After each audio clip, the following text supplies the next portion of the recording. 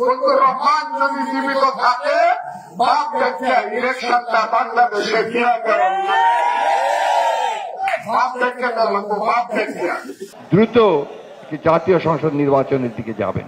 নির্বাচন দিতে হবে, গণতান্ত্রিক সরকারের অধিকার, গণতান্ত্রিক সরকার যত সংস্কার তারাই সংস্কার করবে। আসসালামু আলাইকুম ওয়া রাহমাতুল্লাহ। আমাদের বাংলাদেশে এখন বর্তমানে যে পরিস্থিতি, এই পরিস্থিতিতে ডক্টর ইউনূস স্যারের নির্বাচন দিয়ে চলে যাওয়া উচিত নাকি সংস্কার করা উচিত, এই প্রশ্নটার উত্তর জানার আগে চলুন আরেকটি বিষয় আমরা জেনে আসি। এই যে আমাদের পুরো বিশ্বে প্রায় 200টার মতো দেশ আছে, এই 200টা দেশের মধ্যে কোন কোন দেশগুলো অর্থনৈতিক ভাবে খুবই দ্রুত উন্নতি করেছে, মানে 30-40 বছরের আগেও যে দেশগুলো তৃতীয় বিশ্বের দেশ ছিল সেগুলো এখন প্রথম বিশ্বের দেশ হয়ে গেছে, সেগুলো কোনগুলো? এটা যদি আমরা চিন্তা করি সেক্ষেত্রে আমাদের মাথায় প্রথমে যে দেশটা আসে সেটা হলো সিঙ্গাপুর।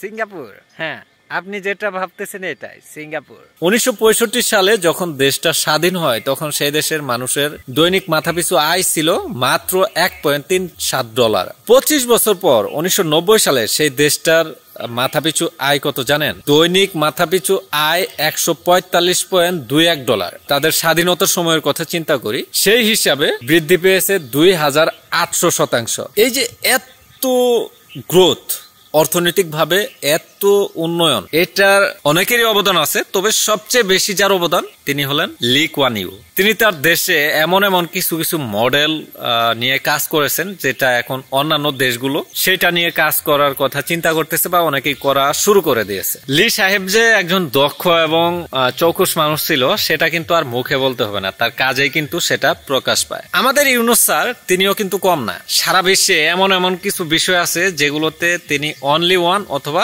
Number one. তিনি যে দেশের পরিবর্তনগুলো এনেছেন এটা বিভিন্ন দল অনুধাবন করলেও মুখে স্বীকার করবে না, কিন্তু আমরা যারা সাধারণ মানুষ আছি তারা তো বুঝতেছি। হ্যাঁ, এখন হয়তো বলবেন যে দেশের বিভিন্ন জায়গায় তো মারামারি কাটাকাটি লেগে আছে, এগুলো ভাই কারা করতেছে এটাও কিন্তু আমরা জানি। এটা কিন্তু সাধারণ মানুষ করতেছে না, এটা বিভিন্ন দলেই করতেছে। আর এখন যদি ইউনূস স্যারকে শক্ত হতে বলেন তাহলে কিন্তু আপনারাই আগে পড়ে যাবেন ইনশাল্লাহ। যদি লি সাহেবের মতো তিনি সময় পান, দেখা যাবে যে আমাদের বাংলাদেশ সিঙ্গাপুরের চেয়ে অনেক উন্নয়ন করবে, আশা করা যায় ইনশাল্লাহ। তিনি যে ক্ষমতায় আসছেন এই আসার জন্য তাকে কিন্তু খরচ করতে হয় নাই। যেমন অন্য দল যদি ক্ষমতায় যেতে চায় মানে নির্বাচনের মাধ্যমে, তখন দেখা যায় যে দলের যে নেতাকর্মী তাদের কোটি কোটি টাকা খরচ হয়ে যায়। নির্বাচন করার পর, জয়লাভ করার পর তাদের খরচটা হয়েছে, এই খরচটা আগে তারা উঠায়, তারপর না দেশের কথা ভাবে। কিন্তু আমাদের ইউনূস স্যার এবং তার যে উপদেষ্টা যারা আছে, উপদেষ্টাদের মধ্যে অনেকেরই এখন ঘাবলা দেখতেছি, শুনতেছি কোনো টাকা পয়সা খরচ করে যেহেতু আসে নাই, তাই তার টাকা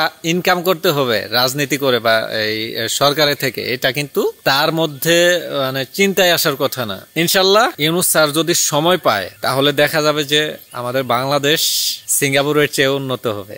আমাদের আর প্রবাসী হয়ে থাকতে হবে না, দেখা যাবে যে আমাদের এখানেই মানুষ প্রবাস জীবন যাপন করতে আসবে। আর নির্বাচন যদি দেওয়া হয় সেক্ষেত্রে কাদের লাভ হবে? লাভ হবে তাদেরই যারা বিভিন্ন দল করতেছে তাদের। আমাদের মতো সাধারণ মানুষদের কিন্তু নির্বাচনের কোনো দরকার নাই। ইউনূস স্যার আছেন মানে আমাদের শান্তি আছে আলহামদুলিল্লাহ। আমি মনে করি ইউনূস স্যার বাংলাদেশের জন্য আল্লাহ তাআলার পক্ষ থেকে একটা নিয়ামত। তাকে এই গত এতগুলো বছর, এই জুলাইয়ের পর থেকে দেশের হাল ধরার জন্য আমি মনে করি যে আল্লাহ তাআলা এইভাবে তৈরি করে রেখেছেন। হ্যাঁ, তার মধ্যে যে দোষ নাই এমন না, দোষ গুণ প্রত্যেকটা মানুষের মধ্যেই থাকবে। তার যে দোষগুলো আমরা দিচ্ছি সেগুলো কিন্তু প্রত্যেকটা রাষ্ট্রপ্রধান বা প্রত্যেকটা দলের মধ্যে এই দোষগুলো আছে, বরং তার চেয়ে আরো বেশি আছে। তাকে অনেকে সুদখোর বলে গালি দেয়। অন্যান্য সরকারেরা কি ইসলামিক ব্যাংকিং চালু করছে? আর খুদ ইসলামিক ব্যাংক এর কথাই বলি, ইসলামী ব্যাংক এরা কি সুদমুক্ত? ইসলামিক ব্যাংক যারা নাম দিয়ে রাখছে ইসলামিক ব্যাংক তারাই তো সুদমুক্ত না। বিভিন্ন দল কিভাবে সুদমুক্ত থাকবে? তাকে এইটা গালি দেওয়া হয়, অনেকেই বুঝে না বুঝে গালি দেয়। হ্যাঁ, তার এটা দোষ ঠিক আছে, কিন্তু তার মধ্যে কিন্তু অনেক বেশি গুণ আছে যেগুলো অন্যান্য রাজনৈতিক দলগুলোর মধ্যে নেই। যেটা বলছিলাম, এখন যদি নির্বাচন দেওয়া হয় বিভিন্ন দলের লাভ হবে, সাধারণ মানুষ বা দেশের এক টাকারও লাভ হবে না। আমাদের দেশের উন্নয়ন এবং সাধারণ জনগণের উন্নয়নের জন্য অবশ্যই আমাদের ইউনূস স্যারকেই দরকার, নির্বাচনের কোনো প্রয়োজন নাই। আসসালামু আলাইকুম ওয়া রাহমাতুল্লাহ।